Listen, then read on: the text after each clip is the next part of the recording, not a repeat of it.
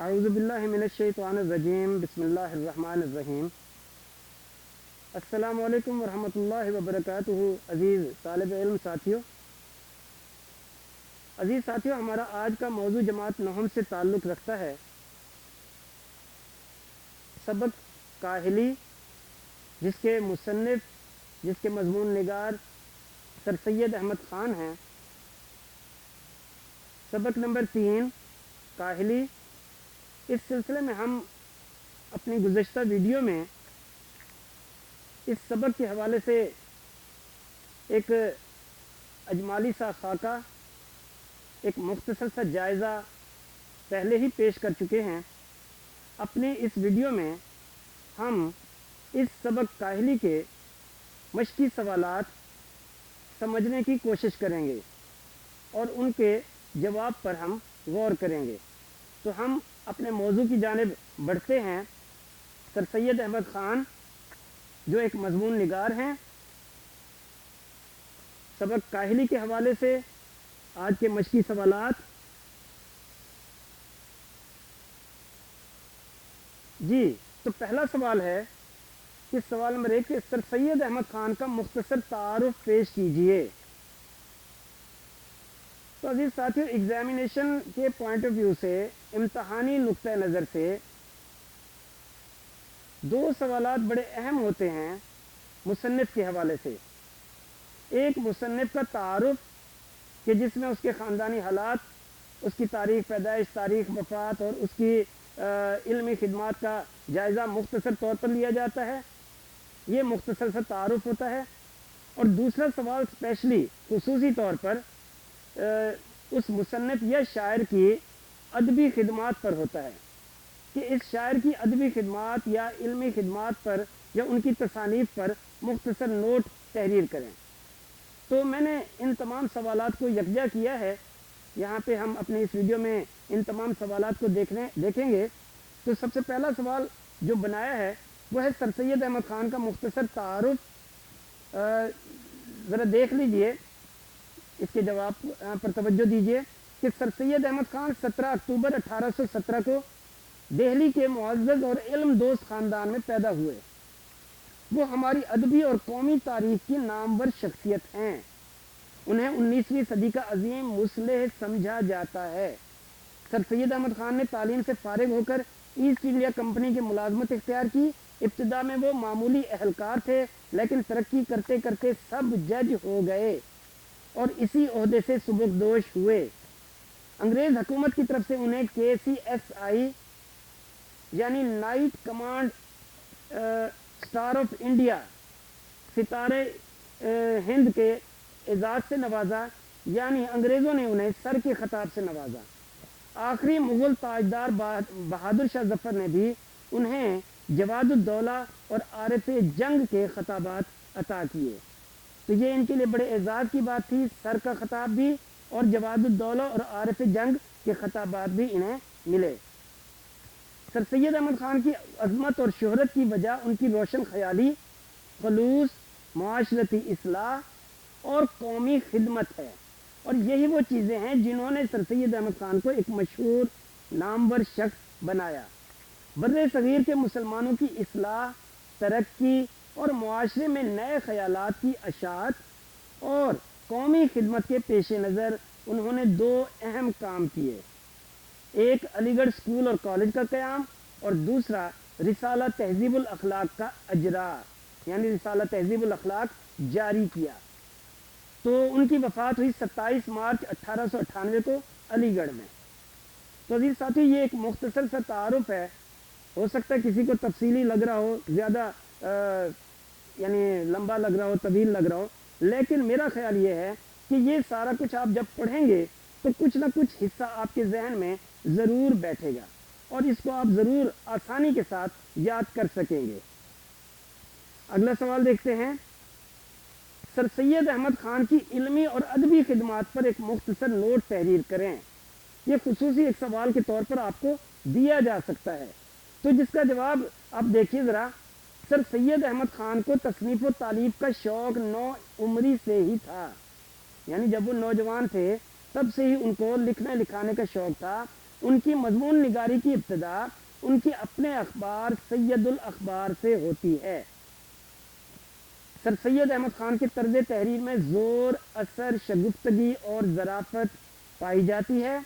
جہاں کوئی بات سمجھانا مقصود ہو وہاں وضاحت اور تشریح، جہاں شاعرانہ انداز کی ضرورت ہو وہاں شاعرانہ انداز۔ سر سید احمد خان کی اس روش سے اردو نثر کی حیثیت مضبوط ہو گئی۔ اس وجہ سے انہیں جدید ادب کا بانی بھی کہا جاتا ہے۔ تو یہ بات یاد رکھنے کی ہے کہ پوچھا جا سکتا ہے کہ انہیں جدید ادب کا بانی کس شخصیت کو کہا جاتا ہے، تو وہ سر سید احمد خان ہیں۔ ان کی تصانیف میں خطبات احمدیہ، رسالہ اسباب بغاوت ہند اور آثار السنادید کو زیادہ اہمیت حاصل ہے۔ ان کے مضامین اور خطوط کے مجموعے بھی شائع ہوئے جو اردو ادب میں بڑی شہرت کے حامل ہیں۔ ان میں سے ایک مضمون ہماری نصابی کتاب میں کاہلی کے نام سے شامل ہے۔ تو یہ سر سید احمد خان کی علمی اور ادبی خدمات کا ایک مختصر سا جائزہ ہے۔ آگے چلتے ہیں جی۔ سبق کاہلی کے حوالے سے جو سوالات ایکسرسائز میں مشق میں دیے گئے ہیں، ان میں پہلا سوال ہے، دلی قوا کو بیکار چھوڑ دینے کا کیا مطلب ہے؟ عزیز ساتھیو، آپ جانتے ہی ہوں گے، یہ سبق آپ نے پڑھا ہوا ہے کہ اس میں مضمون نگار سر سید احمد خان نے جو بات کی ہے وہ کاہلی کی ہے۔ کاہلی کو انہوں نے دو طریقوں سے واضح کیا ہے۔ ایک وہ کاہل جو ہاتھ پیر سے کام نہیں کرتے اور سارا دن پڑے رہتے ہیں، وہ سست ہوتے ہیں، اور دوسرے وہ کاہل کہ جن کو اللہ تعالیٰ نے صلاحیتیں دی ہیں، ذہنی، قلبی اور جسمانی صلاحیتیں، مگر وہ ان سے خاطر خواہ کام نہیں لیتے۔ تو سر سید احمد خان کے نزدیک یہ دوسرے جو کاہل ہیں، دوسرے یعنی اپنی ذہنی صلاحیتوں کو، قلبی صلاحیتوں کو، جسمانی صلاحیتوں کو استعمال نہ کرنے والے لوگ ہی اصل کاہل ہیں۔ تو یہاں پر بات ہو رہی ہے کہ دلی قوا کو بیکار چھوڑ دینے کا مطلب کیا ہے؟ تو دلی قوا یعنی سر سید احمد خان، یہ پورا حوالہ آ جائے گا کیونکہ ایگزام میں، امتحان میں ہمیشہ ہر چیپٹر سے ایک ہی سوال آتا ہے، تو لہذا کوئی بھی سوال آئے تو اس کا مکمل حوالہ دینا ضروری ہے۔ سر سید احمد خان اپنے مضمون کاہلی میں اس بات کی وضاحت کرتے ہیں کہ اپنی ذہنی صلاحیتوں اور قوتوں سے کام نہ لینا، ذہنی اور قلبی صلاحیتوں کو اور قوتوں سے کام نہ لینا، عقل اور سمجھ کو بھرپور طور پر استعمال نہ کرنا، مطلب یہ کہ دلی قوا کو بیکار چھوڑ دینا ہے، اور یہی سب سے بڑی کاہلی ہے۔ ٹھیک ہے جی، تو یہی سب سے بڑی کاہلی ہے کہ اپنی دلی صلاحیتوں کو، قلبی صلاحیتوں کو اور ذہنی اور جسمانی صلاحیتوں کو کام میں نہ لانا اور انہیں بیکار چھوڑ دینا، یہ سب سے بڑی کاہلی ہے۔ اگلا سوال دیکھیے، انسان کب سخت کاہل اور وحشی ہو جاتا ہے؟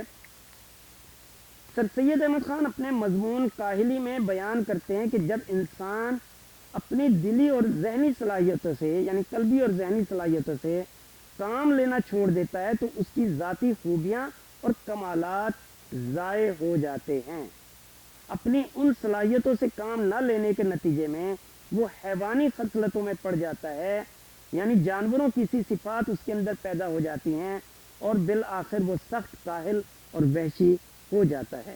تو مختصر جوابات ہیں ان کے، زیادہ طویل نہیں ہیں، تو آپ آسانی کے ساتھ انہیں یاد کر سکتے ہیں۔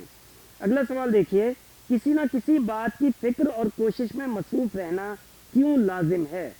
تو سر سید احمد خان اپنے مضمون کاہلی میں بتاتے ہیں کہ کسی نہ کسی بات کی فکر و کوشش میں مصروف رہنا اس لیے ضروری ہے تاکہ ہمیں اپنی تمام ضروریات کو پورا کرنے کی فکر اور مستعدی رہے، یعنی ہم ہر دم اس فکر میں مبتلا رہیں، تیار رہیں نئے کام کے لیے جس میں ذہنی صلاحیتوں کا استعمال ہو، جس میں قلبی صلاحیتوں کا استعمال ہو، اور اپنی دلی اور ذہنی صلاحیتوں کو استعمال میں لایا جائے تاکہ وہ بیکار نہ ہونے پائیں، یعنی دلی اور ذہنی صلاحیتیں بیکار نہ پڑ جائیں، اس وجہ سے انہیں ہر دم استعمال میں لاتے رہنا چاہیے۔ ٹھیک ہے جی، تو اس بات کی فکر اور کوشش رہے کہ ہم اپنی ذہنی صلاحیتوں کو یا قلبی صلاحیتوں کو کس کس طریقے پر استعمال کر سکتے ہیں۔ اگلا سوال دیکھیے، قوم کی بہتری کیسے ممکن ہے؟ ایک قوم کس طرح اپنے آپ کو بہتر کر سکتی ہے؟ تو سر سید احمد خان نے اپنے مضمون میں ہی اس بات کی وضاحت کر دی ہے کہ قوم سے کاہلی جیسی خراب عادت کو نکال کر ہی بہتری کی توقع کی جا سکتی ہے۔ یعنی جب تک دل کو بیکار پڑا رکھنا نہ چھوٹے گا، دل کو بیکار پڑا رکھنا نہ چھوٹے گا، یعنی قلبی صلاحیتوں کو استعمال نہ کرنے کا جو عنصر ہے وہ جب تک ختم نہیں ہوگا، یعنی جب تک ہمارے اندر یہ جذبہ پیدا نہیں ہوگا کہ ہم اپنی قلبی اور ذہنی صلاحیتوں کو استعمال کرتے رہیں، اس وقت تک ہم کو اپنی قوم کی بہتری کی توقع کچھ نہیں۔ دلی صلاحیتوں کو کام میں لا کر ہی قوم کی ترقی اور بہتری ممکن ہے۔ تو قوم اس وقت بہتر ہو سکتی ہے جب ہم اپنی ذہنی، قلبی اور جسمانی صلاحیتوں کو مسلسل کام میں لاتے رہیں گے۔ آگے چلتے ہیں۔ اگلا سوال ہے اس کا متضاد کا، الفاظ کے متضاد اگرچہ آسان ہے پھر بھی میں نے یہاں پہ اس میں شامل کر دیے ہیں۔ الفاظ کے متضاد، کاہلی سستی کو کہتے ہیں، تو اس کا متضاد چستی ہے، چاق و چوبند ہونا، چستی چست۔ عارضی مستقل، شک یقین، عقل بے عقلی۔ اسی طرح وحشی مہذب، وحشی جو تہذیب یافتہ نہ ہو، اور اس کے مقابلے میں مہذب جو تمیز دار ہو، تہذیب یافتہ ہو، اور مصروف فارغ، یہ اس کا متضاد۔ آگے ایک سوال ہے جو عام طور پر ایگزام میں آ سکتا ہے کہ مضمون کاہلی کا مرکزی خیال تحریر کریں۔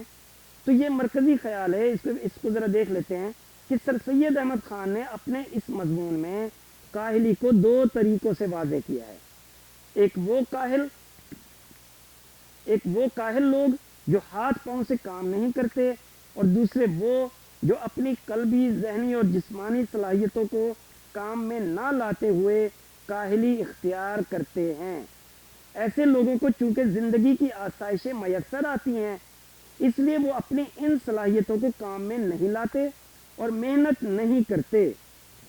سر سید احمد خان کے نزدیک ہر انسان کے لیے اپنی ان صلاحیتوں کو زندہ رکھنا بے حد ضروری ہے۔ جب تک کوئی قوم دلی بیکاری کا شکار رہے گی، ہرگز اس سے بہتری کی توقع نہیں کی جا سکتی۔